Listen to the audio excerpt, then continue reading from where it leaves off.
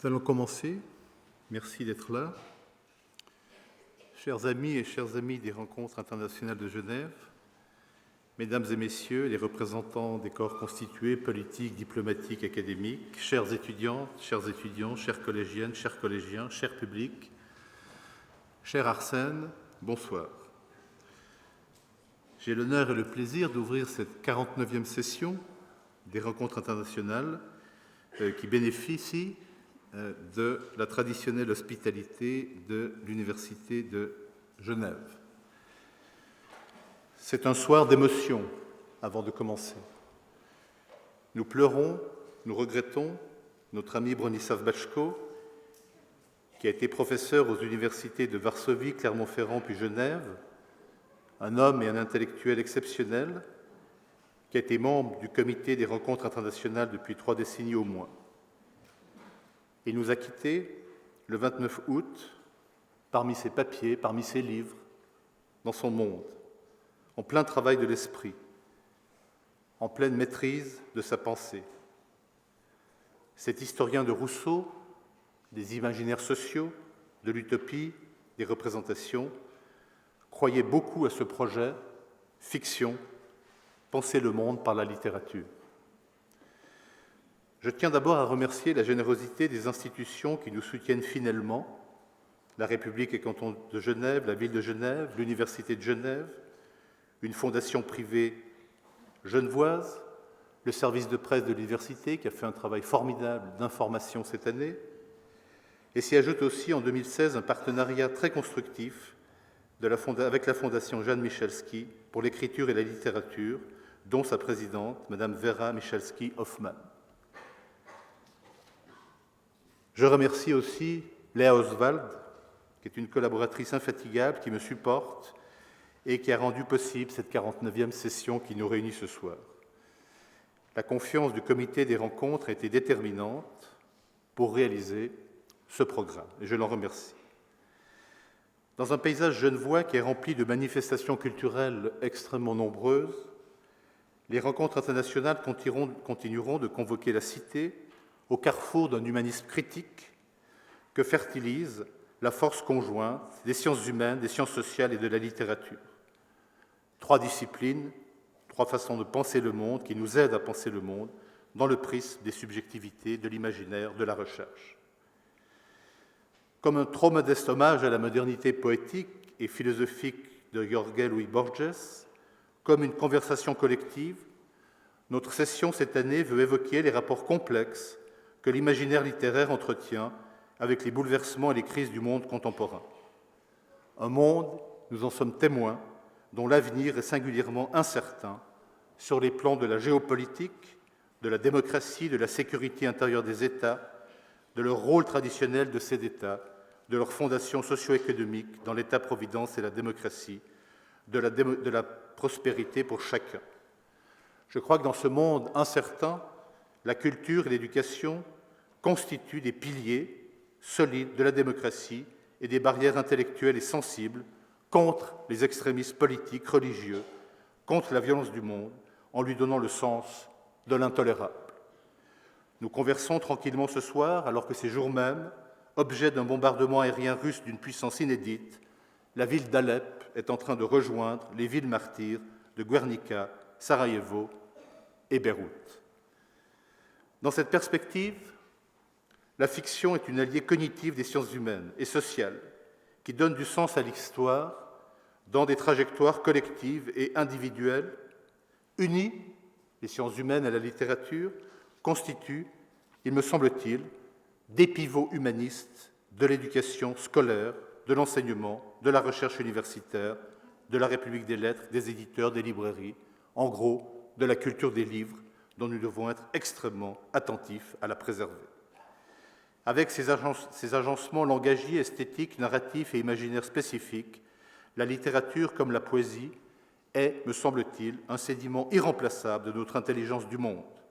En 2 mots, c'est évidemment extrêmement simpliste par rapport aux spécialistes de la littérature qui sont dans cette salle, en 2 mots, elle formule à la fois le bonheur et le malheur de la présence humaine au monde, l'intimité physique et spirituelle de la personne, ses épreuves, ses horizons d'attente, sa finitude, son héritage moral. La littérature ne peut qu'irriguer durablement tout projet scolaire et tout dispositif universitaire. À l'instar des sciences humaines que des esprits chagrins et mortifères continuent aujourd'hui, en Suisse ou ailleurs, de vouloir réduire à la portion congrue de l'éducation publique. Si la courbe du chômage est cruciale dans l'espace social de la démocratie, notre horizon d'attente n'est pas dessiné uniquement par des courbes économiques. Au cœur de la cité démocratique, préservons et transmettons à tout prix le patrimoine livresque de l'intelligence dans un héritage politique et culturel qui nous vient notamment des Lumières et de la Renaissance. Je crois que nous devons montrer aux enfants combien il importe d'entretenir des connivences et des complicités avec les cultures du livre. C'est pourquoi cette session est mise sous la couleur du cosmopolitisme littéraire pour penser le monde avec la littérature, selon 4 auteurs prestigieux d'Algérie, d'Italie, de Grèce et du Québec, en même temps que du Vietnam, Boualem Sansal, Eri De Luca, Petros Markaris et Kim Thuy. Nous les entendrons respectivement jusqu'à jeudi. Selon leurs engagements individuels, selon leur biographie que marque la violence de l'histoire, ces 4 écrivains incarnent la littérature contemporaine comme une parole contraire. Une parole fictionnelle, certes, mais une forme d'éthique résistante aux maux et aux violences du monde d'aujourd'hui, avec son cortège de civils massacrés et d'intellectuels menacés ou abattus pour des motifs religieux et politiques. Boualem Sansal, vous êtes un écrivain algérien d'expression française. Après une formation d'ingénieur et un doctorat d'économie, vous avez été enseignant et haut fonctionnaire au ministère de l'Industrie algérien, d'où vous êtes limogé en 2003 pour des raisons politiques, suite notamment à votre position critique sur l'arabisation de l'enseignement. Après 2 livres techniques, je vous recommande la lecture, La combustion dans les turboréacteurs et La mesure de la productivité dans l'économie. Depuis Le Serment des barbares en 1999, qui reçoit les prix du premier roman et Tropique, vous avez publié une 20aine d'ouvrages entre essais, nouvelles et romans. Tous ces textes évoquent notamment l'identité individuelle et collective, la violence, la mémoire, la société algérienne, son régime politique et plus largement le rapport de l'individu à la politique, dont Post-restante Alger 2006, Petit éloge de la mémoire 2007, Gouverner au nom d'Allah 2013. Parmi vos 7 romans, Le village de l'Allemand ou Le journal des frères Schiller en 2008 et Rue Darwin en 2010 ou 2011 reçoivent de nombreux prix internationaux, le Grand Prix de la francophonie, le prix Nessim Habif, le prix du Roman News, etc., etc. En 2015, et l'amateur d'utopie que je suis a été beaucoup frappé par ce livre, vous publiez une dystopie terrifiante, 2084, La fin du monde, Grand Prix du roman de l'Académie française. Hommage à l'auteur de 1984 que vous lisez adolescent en mauvaise édition de poche française, déniché, vous avez dit, dans la caisse d'un bouquiniste algérois, ce roman 2084 éprouvant donne à penser sur les dérives, la culture offensive de l'islamisme radical et plus largement sur la configuration totalitaire d'un pouvoir théologico justement totalitaire. Le roman s'inscrit dans l'histoire même de la contre-utopie littéraire après la dystopie scientifique de Aldous Huxley, Brave New World, en 1932, et la dystopie politique de George Orwell, 1984, en 1949. Le contexte immédiat de la réception de 2084 lui a conféré immédiatement une intense actualité politique, comme l'a montré encore ce matin votre intervention sur la radio suisse romande. Une intense actualité politique qui ne devrait toutefois pas tout à fait effacer le dispositif imaginaire de ce roman, promu à être un classique du genre. Pour conclure cette introduction un tout petit peu longue, j'aimerais citer encore la voix de Bronislaw Bajko. Il me semble que la citation que j'ai choisie a une très forte résonance intellectuelle ce soir. C'est tiré de son grand livre « Lumière de l'utopie ». Comme d'autres formes littéraires, les utopies manifestent et expriment de façon spécifique une certaine époque, ses hantises, ses révoltes, le champ de ses attentes comme les chemins empruntés par l'imagination sociale et sa manière d'envisager le possible et l'impossible. Dépasser la réalité sociale, ne serait-ce qu'en rêve, et pour s'en évader, fait partir de cette réalité et offre sur elle un témoignage révélateur. Ces textes, constitue Batchko, témoignent sur l'état intime d'une société et notamment de ses peurs et de ses espoirs. Et il me semble, cher Boualem Sansal, en vous remerciant chaleureusement d'ouvrir cette session, en vous remerciant aussi pour votre magnifique travail que vous avez fait avec 40 étudiants tout à l'heure, les collégiens genevois, je vais vous confier la salle, afin que vous parliez à cette salle et afin que vous leur disiez qu'est-ce qu'il y a derrière le beau titre de cette conférence, Écrire dans la violence du monde. À vous la parole.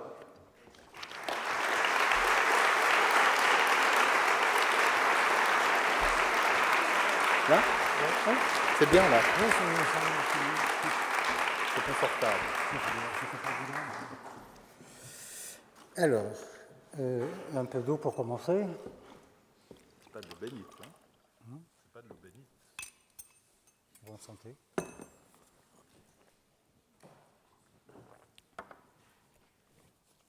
Alors, le titre de ma conférence, c'est « Écrire dans la violence du monde ». Je l'aborde en plusieurs points.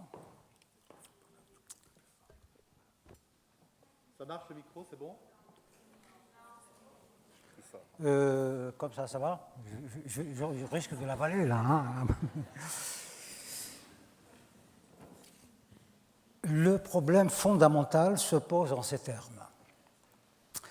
Comment vivre et réaliser notre aspiration à l'absolu, au bonheur, à la paix, sachant l'hostilité ontologique du monde, sachant l'infinie fragilité de l'humanité et l'immense et inguérissable ignorance de l'homme.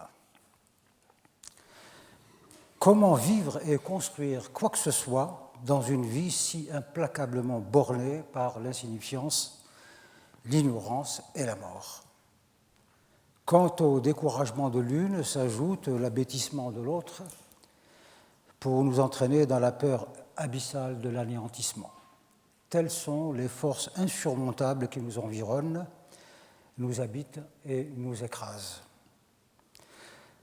Sans ce petit grain d'intelligence qui nous permet de faire des additions, nous aurions disparu à l'aube de notre apparition sur Terre. Notre espèce n'était clairement pas viable, trop fragile, trop mal adaptée à la lutte pour la survie. La nature et les prédateurs auraient tôt fait de nous décimer. Nous ne dûmes notre salut qu'à ce qu'il faut bien appeler un miracle. Un jour, sous un ciel probablement indifférent, il y eut une explosion de quelque chose et un peu d'intelligence est entré dans notre cerveau obtus. Et fiat lux, l'homme était né et tout le reste allait suivre. À quoi attribuer ce miracle ? Aux dieux, à Dieu, aux extraterrestres, au hasard ? Dans quel but et pourquoi cette grâce a-t-elle touché l'homme seul à l'exclusion de toute autre créature ? On ne sait pas. Et c'est bien que nous ne le sachions pas. Le mystère doit demeurer si nous voulons rester des humains et continuer de croire que nous avons un destin transcendant notre animalité. C'est la condition de notre survie. Aujourd'hui, nous savons bien trop de choses, des fausses et des vraies entremêlées. Pour nous arrêter à cette hypothèse, la tendance est de penser que tout est virtuel. L'univers et ses multitudes dont nous-mêmes seraient des hologrammes. Ils n'existent que dans la conscience glacée d'un ordinateur cosmique né du chaos du monde.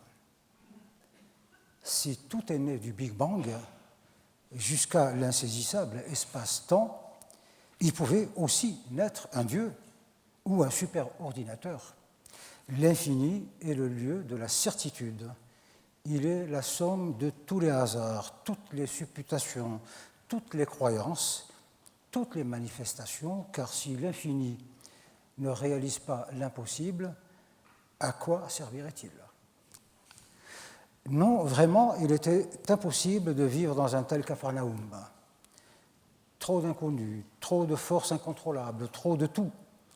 L'entropie du monde ne laissait de répit à personne les dieux eux-mêmes ne pouvaient endurer tant d'épreuves, ils finirent par se retirer. Sur Terre, le repos était impossible, l'homme tribal, cet animal virulent, s'y répondait déjà comme fourmi en été. La dureté de la vie n'empêche pas la prolifération, mais le nombre enlevant à la qualité, celle-ci très vite sent le grouillement malfaisant et la décomposition cadavéreuse. C'est là, alors que la fin de l'homme était patente, que se réalisa le véritable miracle. Plus que dans l'invention de l'outil et la possession du feu, qui donnèrent à l'homme un répit et lui feront entrevoir l'art de la guerre, c'est l'avènement de la littérature, l'art sublime de la transfiguration. Comprenant qu'il ne pourrait pas vivre dans ce monde, ni non plus lui échapper, l'homme dut trouver le moyen de le voir autrement, et par ce regard pénétrant et persuasif, le transfigurer et se transfigurer lui-même. Ce sera son monde, sa terre promise, aussi étanche que possible, créée par lui et pour lui, il pourrait s'y proclamer souverain éternel. Et lui, par son idée, il se mit à écrire d'immenses romans. Ils s'avéreront les plus grands de tous les temps, les plus sublimes, jamais égalés à ce jour. Ce sont les récits de commencement, qui, par la puissance des mots et la magie de leur agencement et le charisme bouleversant de leurs personnages, allaient inventer un monde dans lequel l'homme pourrait exister, prospérer et se préparer à un au-delà paradisiaque. Nous entrâmes de cette façon dans le temps liturgique de la fiction, des dieux gardiens de l'ordre, des anges passagers, des peuples élus et des civilisations romanesques. Ce furent le Kiteba Silouei des Yézidis, ou le livre des Lamentations, le tout premier, ou le Bhagavad Gita et les Védas des Indiens, la Torah des Juifs, la Bible des chrétiens, le Coran des musulmans, le Popol Vuh des Mayas. Ils sont de ces fictions grandioses qui avaient pour but de transfigurer le réel imparfait et dangereux en un monde virtuel accommodant qui modifie la conscience de l'homme afin qu'il puisse voir ses rêves devenir des promesses et les promesses des récompenses. La vie, la société, les religions, les civilisations et tout le reste sont nés de la littérature, de la transfiguration du monde par la magie des mots. C'est une première vérité. Ce qui fait sens n'est pas le monde en soi, mais le monde en mots. Mots, M-O-T-S, le monde en nous. Pouvoir colossal, en plus de fabriquer des rêves et des ambitions dépassant l'humain, la littérature offrait les moyens de les rendre vrais. À l'instar de Prométhée, des gens ambitieux conçurent le désir de faire usage du pouvoir que donne la fiction pour créer leur propre vision du monde et l'offrir à l'humanité reconnaissante. Il y eut des idéologues qui s'adressèrent aux foules et des écrivains qui parlèrent à l'oreille des individus. Le succès fut foudroyant. Les révolutions explosèrent aux quatre coins de la planète. Ce qui, des millénaires durant, était l'apanage des prophètes et des grands prêtres, devint l'affaire de qui voulait. Les Lumières, avec un grand L, pour tous, seront l'apothéose de cette marche contre la suprématie du temple et de la tradition. Elles éclaireront le monde d'une lueur nouvelle. La littérature profane est née de là, imitant la littérature sacrée, lui empruntant ses secrets et au bout s'en émancipant. Avec la liberté de parole, elle a tôt revendiqué et arraché en plusieurs endroits du monde. Arraché quoi? Je ne sais pas quoi. Elle a tôt revendiqué et arraché en plusieurs endroits du monde. La littérature s'est démocratisée dans sa consommation et dans sa production. D'un, le monde devint divers. La vérité, cette étrange et éternelle solitude, pouvait porter d'autres habits que l'ancien uniforme, l'habit sacerdotal, et même aller nu, cheveux au vent. C'est un peu Babel. Chacun a fait des efforts pour entendre sa langue. Chacun a à faire des efforts pour entendre sa langue et reconnaître les siens. Il est remarquable, soit dit en passant, comme aujourd'hui les grands écrivains arrivés au crépuscule de leur vie et au sommet de leur art ont des airs de prophètes éprouvés, mais heureux d'avoir délivré au monde une parole magique. Deuxième question. L'autre angoissante question est celle-ci. Où va la littérature et conséquemment, où va le monde? Il faut comprendre le sens de la question. Tant que la religion seule produisait la vision que les hommes devaient avoir du monde et de leur place dans ce monde, la littérature profane n'avait qu'un rôle d'appoint, accompagner l'enseignement religieux en contant au bon peuple des histoires édifiantes inspirées des Saintes Écritures. Cette littérature a produit des chefs-d'œuvre, il faut le rappeler. Certains ont à ce point exalté certaines valeurs canoniques qu'ils ont créé des mondes de vie spécifiques. Les romans de la table ronde, par exemple, ont quelque part été le canevas de la culture chevaleresque et courtoise qui, des siècles durant, a façonné l'Europe médiévale. L'homme est courage et dévotion, disait-elle, la femme beauté et chasteté, et ainsi le monde sera pureté et perfection, comme le Graal, comme Dieu. Lorsque la religion a été évincée et que Dieu est mort, comme annoncé par Nietzsche, l'humanité s'est soudainement trouvée perdue dans le désert. Elle manquait de mots et d'images pour se guider, se construire un nouveau monde et décider de la place de chacun dans ce schéma. On en est là aujourd'hui. L'esprit pas tranquille du tout. La mondialisation qu'on voit comme l'avènement d'un super-dieu ou du surhomme espéré par le même Nietzsche, qui a tué Dieu et toutes les religions, ne serait en vérité qu'une façon brillante de se grandir en volant l'argent des petites gens. Partout, on entend dire que la littérature est à la croisée des chemins. Quel chemin? On ne sait pas. En maint endroits du monde, elle n'est même jamais arrivée. Elle a été bannie, elle a été forcée à la clandestinité ou elle a été asservie. Ailleurs, elle se cherche et se lamente. On dirait que la situation n'est guère brillante.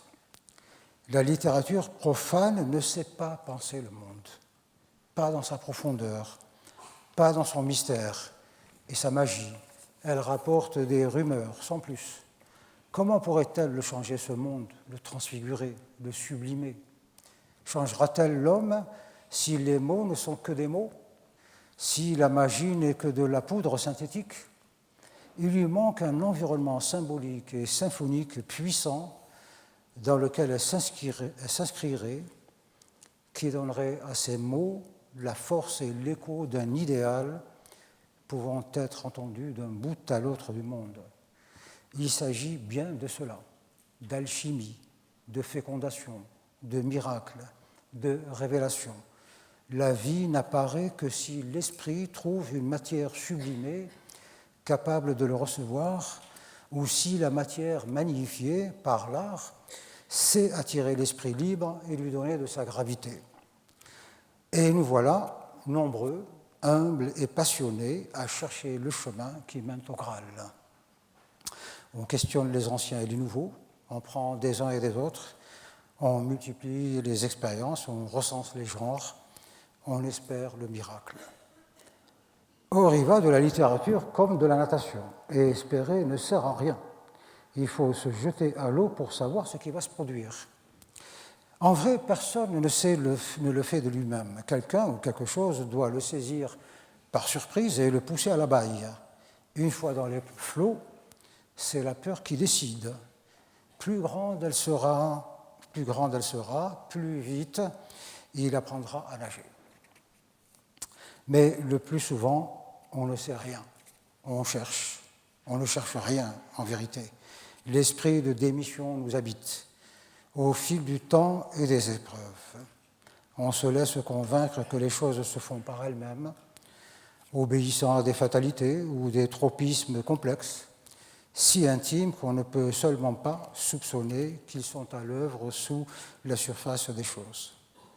Chacun a son histoire à écrire, la sienne propre, tout commence par là, et c'est le plus difficile, comme chacun peut le vérifier et comme j'ai eu personnellement à le vivre. J'en viens maintenant à mon propre travail, à ma façon d'écrire le monde, à défaut de pouvoir le penser.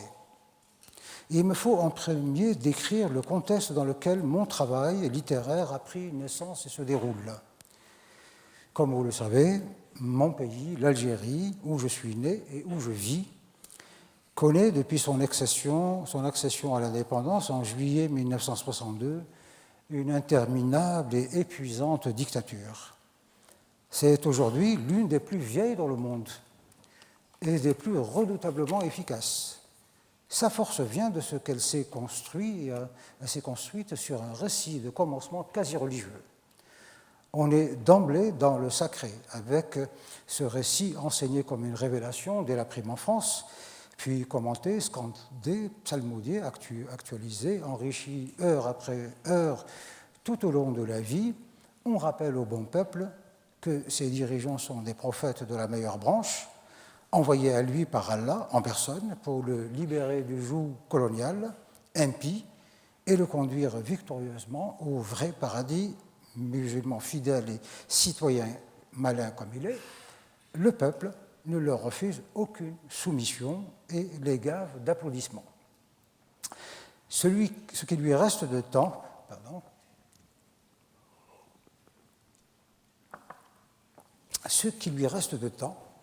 il le consacre à essayer de gagner son pain quotidien, chose heureusement facile en Algérie, on se nourrit de rien. Et l'Algérie regorge de pétrole, il pourvoit à tout. On ne le croirait pas, mais briser un peuple est chose très facile. Et même très facile lorsque la religion, l'argent du pétrole et les répressions s'y mettent aussi. Privé à ce point de liberté, le peuple sombre en douceur dans l'ignorance et l'apathie. Il est sous hypnose, il n'entend que la voix du maître. Un demi-siècle de ce régime est une cure fatale. On ne revient pas à la vie après une si longue mort. Plusieurs générations devront passer pour que la vie reverdisse un jour. Ce n'est certes pas l'affaire d'un seul printemps. Un monde pareil, on le fuit, s'il est possible. Mieux vaut mourir ailleurs que vivre ici, est une lamentation déchirante que l'on entend chez tous les jeunes en Algérie qui ont su résister à l'hypnose et que l'appareil de surveillance n'a pas encore détecté et éliminé. C'est une souffrance pour eux de voir leur pays et leur pauvre vie s'abîmer dans la veulerie. Savez-vous comment ces jeunes s'appellent eux-mêmes ? Ils disent « nous sommes des hittistes, le peuple des murs. Tous les jours que Dieu nous accorde, nous sommes collés aux murs de nos quartiers et nous regardons passer les gens. Mur se dit hit en arabe, dans le dialecte local, d'où le nom hittiste, le peuple des murs. Dans ce contexte, la littérature ne peut rien construire. Elle doit d'abord déconstruire, dénoncer l'aliénation dans laquelle le peuple est piégé, crier au feu pour que les prisonniers s'effraient et se réveillent, donner quelques idées pour échapper à l'attrait de la mort et retrouver le chemin de la vie. Cette littérature a été appelée littérature de l'urgence. Mon premier roman, Le Serment des barbares, écrit au plus fort de la guerre civile, entre 1996 et 1998, et publié en septembre 1999, aurait, selon la critique algérienne, inauguré ce genre littéraire. Je pense que mon livre aurait été mieux compris si on avait vu qu'il cherchait dans l'urgence du moment les causes lointaines et profondes qui ont semé la haine et l'aveuglement dans le pays. La guerre est un épiphénomène. La véritable affaire est la haine. Elle est une culture, une histoire longue, une structure lourde d'une pensée malade. Il faut remonter le cours du temps et patiemment chercher sa source. Quelque part, une infiltration maléfique est venue empoisonner le cours naturel et charmant de la vie. Détruire la source et dépolluer l'aval est une littérature à inventer. Elle aura des mots qui dynamitent et des mots qui aseptisent. Au cœur de cette terrible guerre civile, comme beaucoup de mes compatriotes, je me suis trouvé plongé dans un abîme de questionnements. Cette haine, cette barbarie, d'où venait-elle? Quel Dieu permet cela? J'entendais dire qu'elles étaient filles de la dictature et de l'étouffement de la société, de la misère, du chômage et de la corruption endémique, des frustrations de toutes sortes, des agissements de l'impérialisme et du néocolonialisme. Ce sont ces mots M-A-U-X qui fabriquent l'islamiste, le barbare, le tueur fou. Avant même d'approfondir la réflexion, ces explications diffusées au pays et en Europe me paraissaient dangereusement courtes. Il y avait d'autres catégories à questionner: la culture, la religion, l'histoire longue, les codes identitaires, l'organisation tribale, féodale et patriarcale de la société. Leur pouvoir gravitationnel est autrement plus fort que la pression des causes immédiates. Pourquoi encore aujourd'hui s'interdit-on de les questionner, de les interroger? A-t-on peur de faire le procès de la culture, de la religion, de l'identité, de l'histoire? Les peuples sont à ce point imbus de leurs croyances qu'ils vont jusqu'à refuser de voir les maladies qu'elles leur infligent pour ne pas se trouver obligés de leur en attribuer la paternité et d'avoir à les critiquer et éventuellement à les abandonner. La haine a ses terrains de prédilection. Et il en est deux qui sont consacrés: la femme, la pécheresse, et l'étranger, l'impie. Quel formidable carburant de la haine! Ils offrent aux foules de belles occasions de délire en toute tranquillité d'âme. La religion n'autorise pas le doute en ces domaines. Les punir est une obligation légale. Mes romans suivants, L'enfant fou de l'Arbre creux, Dis-moi le paradis, Araga, rue Darwin, questionnent ces thèmes et montrent comment, en Algérie, ils sont exploités et comment le venin de la haine ronge la société dans ses profondeurs. Si ces livres, tous publiés en France, ont pu éclairer le lecteur européen, lui donner quelques clés pour comprendre l'infernale pathologie qui ravage l'Algérie et d'autres pays, ils n'ont pas réussi à faire prendre conscience que ce mal était à l'œuvre dans tout le monde arabo-musulman et que sous peu, il s'ancrera en Europe. Ce but sera atteint plus tard avec Le village de l'Allemand ou le journal des frères Schiller, qui établit un parallèle entre islamisme et nazisme, à partir d'une observation approfondie de ce qui se passe dans certaines banlieues françaises tombées dans le radicalisme islamiste, mais aussi en référence à des faits historiques connus, mais occultés de la Deuxième Guerre mondiale, et davantage avec le roman 2084, qui, en décrivant un monde futur, gouverné par une théocratie de type islamiste, montre que les idéologies totalitaires ont naturellement pour ambition de s'étendre sur toute la planète. Une valeur proclamée universelle engendre forcément une volonté d'expansion et de domination planétaire. Et cette volonté ne vise pas que l'espace et les choses, elle englobe l'ensemble du champ symbolique. L'universalité proclamée de l'islam a conduit ses directeurs à faire remonter l'islam jusqu'à l'origine de l'humanité. Les prophètes, depuis Jésus jusqu'à Adam, en passant par Abraham, Moïse et Noé, sont donc des prophètes de l'islam. Ils sont des musulmans avant d'être juifs ou chrétiens. Tels sont les thèmes abordés dans mes livres. Écrits en Algérie, ils racontent évidemment des histoires algériennes, mais avec la suggestion que le lecteur européen ou autre les lise comme des histoires de son pays et de son temps. Et si on parle de littérature, il faut sans doute dire un mot des écrivains et des lecteurs, ils sont partie liée de la même pièce.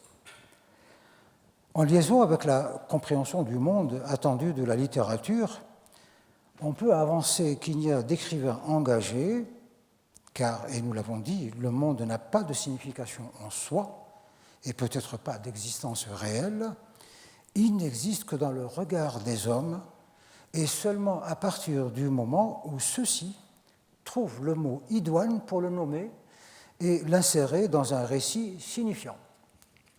En nommant, ils engagent leur responsabilité devant les hommes. De la même manière, on peut aussi dire que l'écrivain n'existe que si au moins un homme lit son livre et y trouve le sens qu'il cherchait, qu'il possédait probablement sans pouvoir le nommer. C'est une chaîne de reconnaissance qui atteste de la vérité, chaque maillon témoignant pour celui qui le précède et celui qui le suit. Aujourd'hui, plus que jamais, la littérature est le fait des lecteurs. Jadis, un livre pouvait se lire des décennies après sa parution. Il transcendait l'époque qu'il a vu naître. Il pouvait aussi être lu par des gens vivant dans un tout autre contexte et leur donner accès au même sens profond, immuable et universel. Nous étions sur le temps long. Les choses ne changeaient pas d'un siècle sur l'autre. La littérature moderne se fait sur un rythme court. Le monde étant en rupture de sens, c'est-à-dire de perspectives longues, l'actualité est sa seule mesure. Tout se fait dans le jour, le mois, l'année au plus, formaté par la lecture consumériste qui irrigue la pensée moderne. Lecteurs, écrivains et éditeurs contribuent à leur manière au raccourcissement du temps et de notre vision du monde. De ce point de vue, le seul vrai livre est le journal quotidien. Il faut conclure. Est-ce que la littérature aide à penser le monde? Est-ce qu'elle peut changer le monde? On a vu que la littérature religieuse le pouvait. En peu de temps, en ces temps anciens où le temps était long, elle a fourni un diagnostic du monde et un projet de transformation auquel les peuples ont assez immédiatement adhéré, comme on entre dans un conte, et aussitôt le monde a changé. Il ne s'est pas écoulé un siècle pour que le christianisme et l'islam s'installent, transforment le monde et le gouvernent sur des principes en rupture complète avec les principes antérieurs. On voit qu'aujourd'hui, elle le fait encore. L'islamisme, qu'on peut considérer comme une nouvelle religion dérivée de l'islam, réussit aisément à propager ses dogmes et à transformer les sociétés les unes après les autres. Ce pouvoir de mort, il le tire de la puissance de son verbe et aussi de son culte barbare du sang et de la mort qui exerce une fascination certaine sur les populations en perte de repères et pleines de frustration. Avec Al-Qaïda et Daesh nés miraculeusement et ces hordes islamistes erratiques en recherche de prophètes, il est en train d'écrire son récit de commencement. ni la science, ni la philosophie, ni la politique ne sont en mesure de rivaliser avec lui. Elles ne produisent plus de sens. Elles observent des situations ponctuelles et conjoncturelles et, au mieux, délivrent des explications techniques. La littérature est face à un défi immense et existentiel. Plus que jamais, alors que plane au-dessus de nos têtes une chape de mort, elle doit répondre à la quête de sens, d'amour, de liberté et de respect dans laquelle l'humanité veut s'engager et vivre. La littérature n'a pas d'autre fonction. Merci.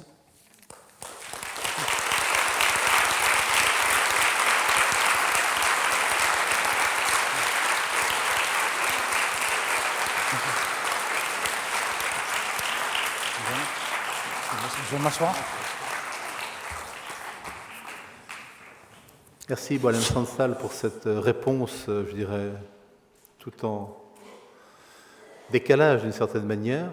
Et je crois que les derniers mots sont très, très forts sur le rôle de la littérature avec la réconciliation avec la vie dans la violence du monde d'aujourd'hui qui effectivement semble devoir s'accentuer.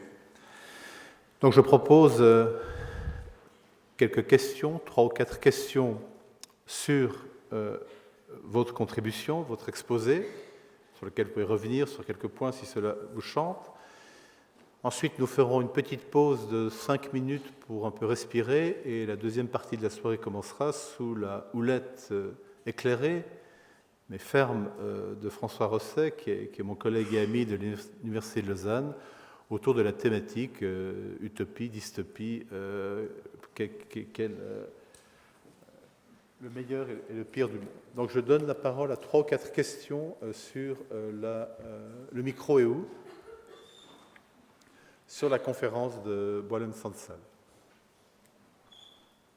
Rappelez-vous que les mauvaises questions sont toujours celles qu'on ne pose pas.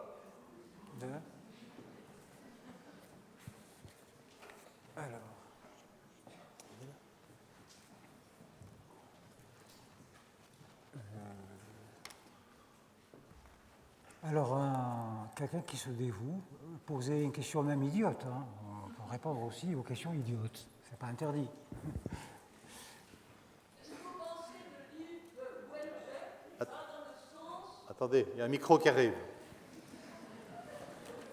Alors, Houellebecq. Est-ce que vous pensez que le livre de Houellebecq va dans votre sens pour lutter contre cette violence littéraire?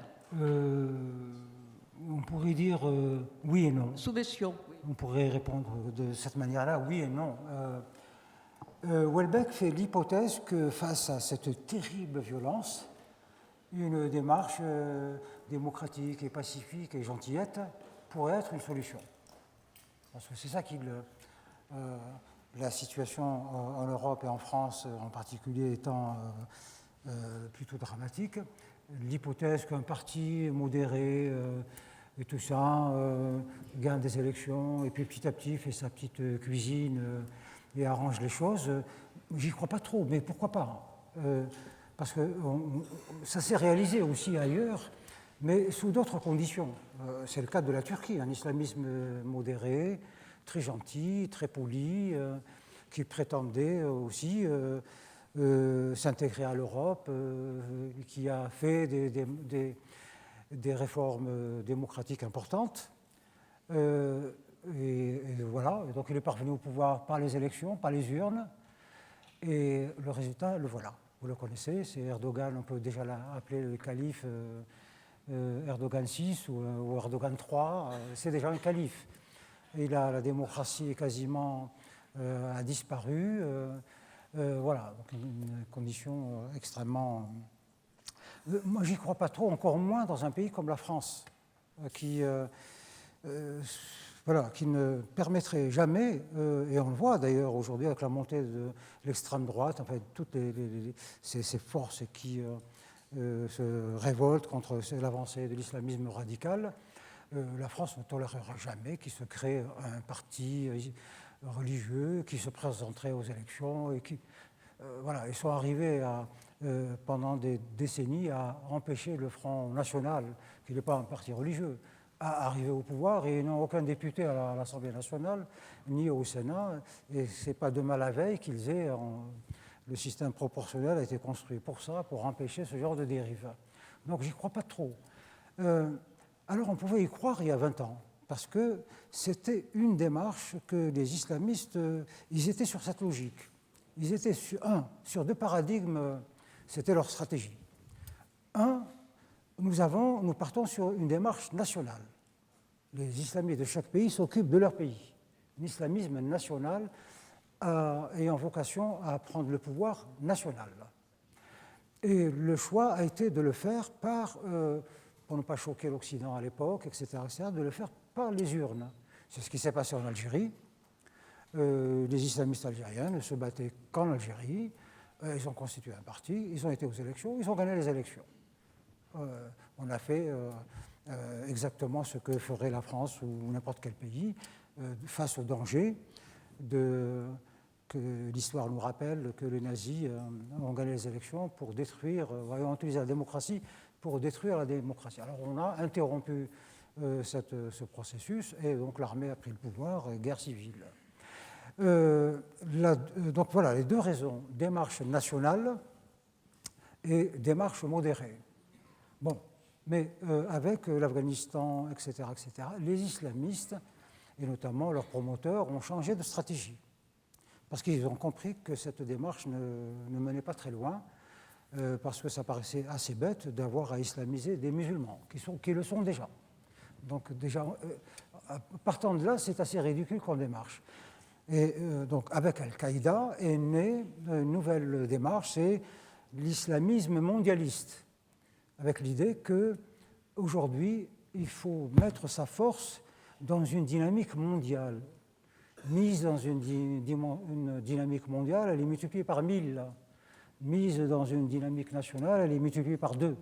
Voilà. Et la mondialisation étant... donc, c'est un courant très puissant, mais en même temps, la mondialisation détruit les systèmes immunitaires nationaux, puisqu'elle égalise les valeurs. Nous sommes tous des consommateurs. Bref, on a été limés de tous les côtés.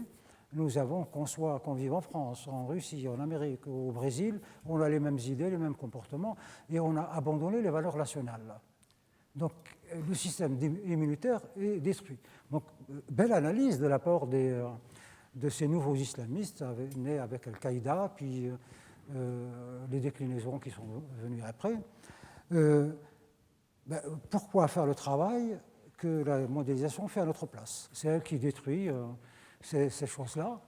Et donc, il faut rentrer dedans, il faut s'insérer là-dedans. Ils se sont parfaitement insérés là-dedans. Aujourd'hui, l'islamisme, là en Europe, compte tenu des aspects sécuritaires, on ne regarde que le terrorisme, mais ça, c'est un petit phénomène tout à fait marginal qui ne fait pas partie de l'islamisme. Ça, c'est des petits aventuriers qui, et puis... les islamistes sont des gens très construits. Ils travaillent sur des stratégies, des doctrines très anciennes. Ils sont maintenant... ils ont des universités, ils forment des ingénieurs et des atomistes, ils ont des journaux, ils ont Al Jazeera, ils détiennent à peu près un bon tiers ou un bon quart de l'économie mondiale à travers leurs banques, à travers leur économie halal, etc., etc. Donc c'est ça l'islamisme, c'est pas les petits voyous qui cambriolent des trucs et qui violent des filles. Ça fait diversion. C'est en ce sens que c'est utile, ça fait diversion. L'islamisme est une lame de fond, c'est quelque chose de beaucoup plus construit et qui, non seulement construit de manière en soi, mais ils sont arrivés à s'amarrer à des mouvements comme la mondialisation, la construction de l'Europe. Ils ont parfaitement compris ce qu'est la démocratie et ils savent très bien l'utiliser. Qu'est-ce qu'ils vous disent, les islamistes, comme quelqu'un comme Tariq Ramadan? Il ne vous agresse pas, il vous dit « Vous êtes démocrate, laissez-moi. Vous êtes la laïcité, oui, moi je suis d'accord pour la laïcité, je suis prêt à la voter. » Donc, c'est cela. Donc, pour répondre à votre question. Alors, allez, encore deux. Oui? Ah non, c'était là-bas. Monsieur Sansal, vous nous avez dit que vous vivez en Algérie. Oui.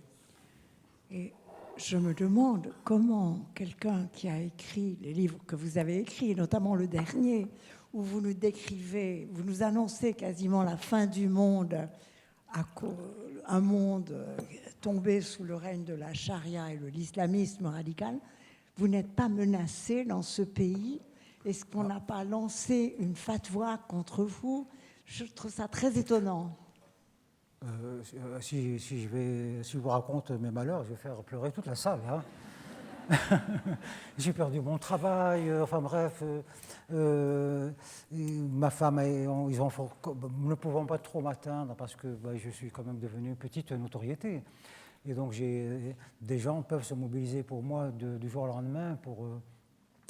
Mais on s'est attaqué à mon frère, on l'a ruiné, il est malade, il est quasiment mourant maintenant. On s'est attaqué à ma femme qui est prof de maths dans un lycée. Une cabale construite par des gens qui n'ont en fait rien à voir avec l'enseignement, mais ils ont leurs enfants à l'école dans ce lycée et ils sont venus dire au proviseur, nous ne voulons pas que nos enfants soient enseignés par l'épouse d'un Israélien, parce que je suis allé en Israël et donc je suis un Israélien, un sioniste, etc., anti-ceci, anti-cela. Donc, bon, vous pouvez pleurer un peu, mais on arrête là. C'est dur, bien sûr. Regardez un Jordanien là, qui a été assassiné là, ce matin, un cartooniste, pour des dessins, comme Charlie Hebdo. Donc, oui, c'est dur, mais que faire? Que faire? Donc, moi, je prends mes précautions, je vis de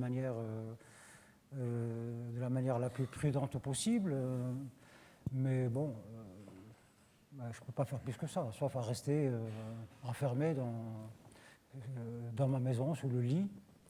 Bon, voilà. Alors, il y avait une question là. Non? J'ai encore Il faut aller une chercher question. le micro, il faut se battre. Hein. Il fonctionne là, le micro? Oui. Déjà, je voulais vraiment vous remercier. Vous remercier d'être, tout simplement, de venir témoigner de tout ça, d'avoir ce courage d'affronter ce pouvoir algérien terrassant. Vous avez affirmé quelque chose que je trouve assez terrible. Vous avez dit « La littérature profane ne sait pas penser le monde dans sa profondeur ». Alors, qu'est-ce qui nous reste ? La littérature profane... Oui, ne sait pas penser le monde dans sa profondeur. Je trouve ça terrible. Oui, mais je veux dire que si nous pouvions mettre du sens sur la vie, notre vie, la littérature profane serait très intéressante. Elle serait, on va dire, un délassement, un loisir. Mais là, nous sommes dans une situation où les sociétés ont perdu leur enracinement dans je ne sais pas quoi, enfin, dans des valeurs, mettre du sens sur les choses. On est totalement désorienté par rapport à tout. Et la littérature qui a su inventer du sens, ou peut-être pas l'inventer, mais peut-être le faire apparaître, parce qu'il est sous l'écorce des choses, on ne voit pas tout. C'est comme dans la recherche, je ne sais pas, atomiste, il faut casser la matière pour trouver comment elle est faite. Et là, on n'arrive pas à écrire des livres qui pourraient créer de nouveaux courants de pensée. On n'a plus rien. On ne croit même plus à la démocratie, on ne croit même plus à la laïcité, on ne croit en rien. C'est terrifiant. Donc on est à la merci de n'importe quel petit bonhomme qui peut aligner deux idées. Parce qu'il vient avec ses deux idées, il va jongler, il va faire une petite idéologie, et donc il peut mobiliser les gens naïfs, etc., etc. Et donc il fait une armée. Essayez de mobiliser aujourd'hui une foule, vous n'arriverez pas. On n'arrive pas à mobiliser des gens sur des idées ayant du sens. On n'arrive pas. Les gens ne croient en rien. C'est la difficulté. Sinon, tout ceci ne se serait pas produit. Le nazisme n'aurait pas pu s'installer et causer la mort de 40 millions de personnes. L'islamisme n'aurait jamais... rendez-vous compte, en une dizaine d'années, le mot islamiste qui était inconnu. Je l'ai entendu, vous savez où? Partout dans le monde, et chez les Lapons. Je suis allé chez les Lapons, je les ai trouvés apeurés dans leur igloo. Je leur ai dit, pourquoi vous ne sortez pas? Il dit, l'islamisme est terroriste. Je caricature, mais c'était ça. Je suis arrivé, j'ai discuté avec des Lapons, je m'attendais à ce qu'on parle de Rennes, de je ne sais pas quoi. Une heure après, on parlait d'islamisme. Bon, c'est peut-être parce que je viens d'Algérie. Et ils pensaient que je venais avec mes bombes et mes trucs, ou je ne sais pas quoi. Mais les idéologies ont un pouvoir de propagation extraordinaire. Et nous en sommes les relais. Mais pourquoi nous en sommes les relais? Parce qu'on ne croit plus à rien.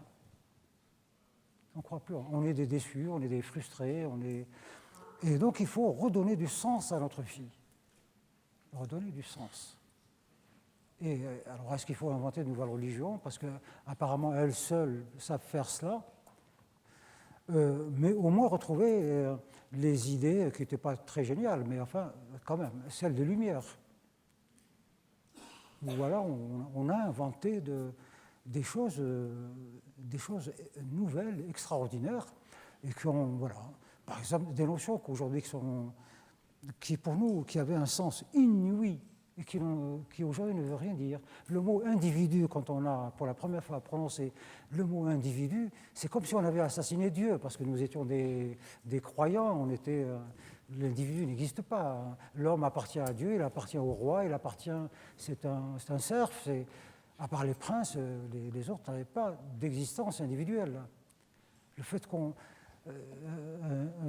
un homme qui n'a pas d'identité autre que serf ou sujet, vous dire vous êtes un humain, et puis cette notion révolutionnaire, le mot droit.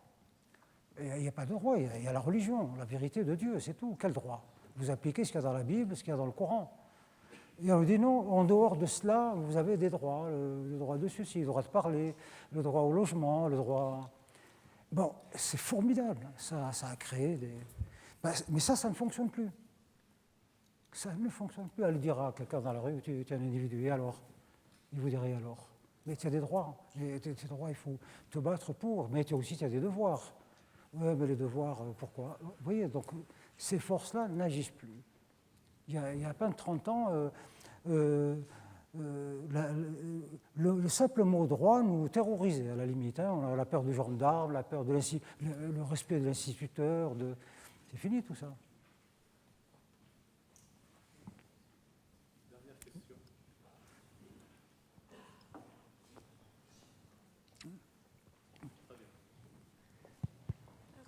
Bonjour.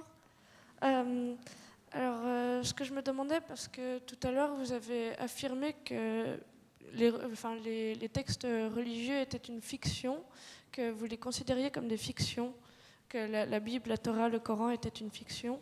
Et est-ce que affirmer ça ne vous pose pas un problème moral dans le sens où ça attaque quand même les croyances des gens? Je sais que dans le pays dans lequel vous êtes, il faut vous affirmer, etc., par rapport à ce que vous croyez ou pas. Mais voilà, affirmer les choses aussi ouvertement, ça peut être touchant pour d'autres personnes. C'est des récits de commencement qui sont nés comme ça à partir de légendes qui sont racontées chez les nomades. Regardez Abraham, par exemple. D'abord, l'historicité d'Abraham n'est pas prouvée du tout. Il est même à peu près certain qu'il n'existait pas. Il n'a jamais existé un homme qu'Abraham à qui Dieu apparaît. Ah, mais ça s'est éteint, là. Non? Si, ça ne marche pas. Oui. Il a tout éteint. Bon, on peut partir. Voilà, là, c'est comme ça. Mais on ne peut pas ajouter, là, pas le technicien qui... oui, donc c'est des récits de commencement qui, petit à petit, prennent une importance... Donc, mais les religieux eux-mêmes, ce n'est pas des imbéciles, ils savent bien que ce sont des récits de commencement. C'est pas ça devient, enfin, nous on appelle ça fiction, mais ce n'était pas une fiction. On raconte chez les tribus, les nomades, et on raconte l'histoire d'un homme qui raconte des histoires, qui parle d'un Dieu unique, et puis que Dieu lui a demandé de lui sacrifier son fils, etc., etc. Puis après, c'est enrichi de mille et une choses, mais ça s'est étalé sur des siècles. Entre Abraham et Moïse, les premiers livres où on a mis noir sur blanc ces récits qui ont été faits comme ça, dans des réunions. Donc chacun venant avec un bout d'histoire, on a collationné tout ça. Mais, entre Abraham et Moïse, il s'est écoulé 1000 ans. Voilà. Et entre Moïse et Jésus, il s'est encore écoulé 1000 ans. Donc vous voyez que c'est des fictions qui cheminent, qui finissent par devenir vérités, et ces vérités ensuite sont sacralisées, c'est-à-dire qu'elles mènent à cela. Voilà, c'est-à-dire la réponse, c'est sacré, il ne faut pas y toucher. Sinon, on blesse les gens. Non, c'est un récit. Et il est étudié en tant que tel, sauf en islam. Le christianisme s'est construit sur un débat qui a duré 2 siècles sur ces histoires-là. Ils se sont retrouvés avec 1000 récits, ils les ont étudiés, puis ils ont dit, bon, ça, c'est pas assuré, c'est les apocryphes. Mettons ça de côté, c'est pour les spécialistes, ça n'a pas valeur, c'est pas solide. Et ceux-là ont été validés par des débats où ça paraissait intelligent, porteur de sens et utile. Et bien, on en a fait ce récit de commencement, on a fait la Bible. Voilà, c'est comme ça. C'est comme ça, il reste la question de la foi, mais on ne va pas la trancher maintenant, c'était le sens de votre question. Donc je vous propose une pause de 4-5 minutes pour respirer, pour ceux qui veulent rester, ceux qui veulent s'aérer, et puis on reprend, disons, allez, soyons fous, on reprend à moins le quart, ça va ? À moins le quart pour la table ronde. Merci beaucoup, merci Walem Sansal pour cette conférence.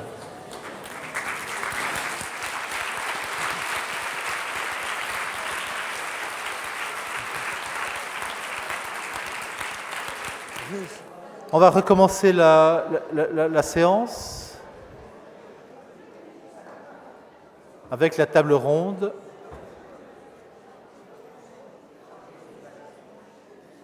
Comme je l'ai annoncé tout à l'heure, donc, qui est présidée par François Rosset, professeur de littérature à l'Université de Lausanne, et qui va vous présenter ses invités. Merci beaucoup.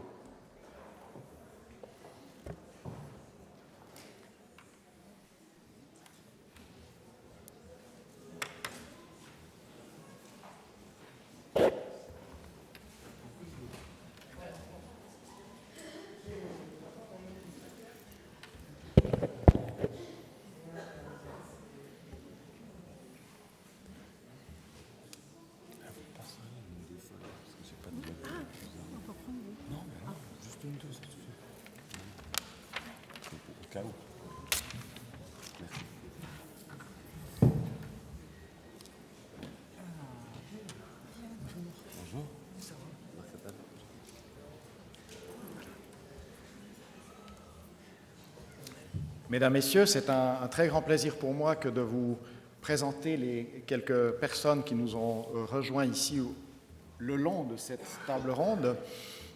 Je ne vous présente plus Boualem Sansal, puisque Michel Porel l'a présenté. Nous avons entendu ce discours très puissant qu'il avait à nous communiquer sur le rôle de l'écrivain censé penser le monde par la littérature aujourd'hui, et en particulier du lieu d'où il pense lui. Et nous avons encore invité Madame Pascale Kramer, qui est une romancière bien connue aujourd'hui, qui a une œuvre importante, une dizaine de romans publiés à ce jour, avec un dernier texte qui a changé un petit peu l'orientation de l'œuvre qu'elle avait donnée jusqu'ici, puisque nous voyons dans cette littérature plutôt intimiste, qui nous permet de suivre des personnages qui n'ont rien de grands héros de la société, qui n'ont pas de grande mission, qui sont des êtres qui vivent à leur manière le drame humain, eh bien, dans ce dernier livre, on voit que l'auteur se trouve d'une certaine manière convoqué à repenser le lieu d'où elle écrit, et je pense que c'est un des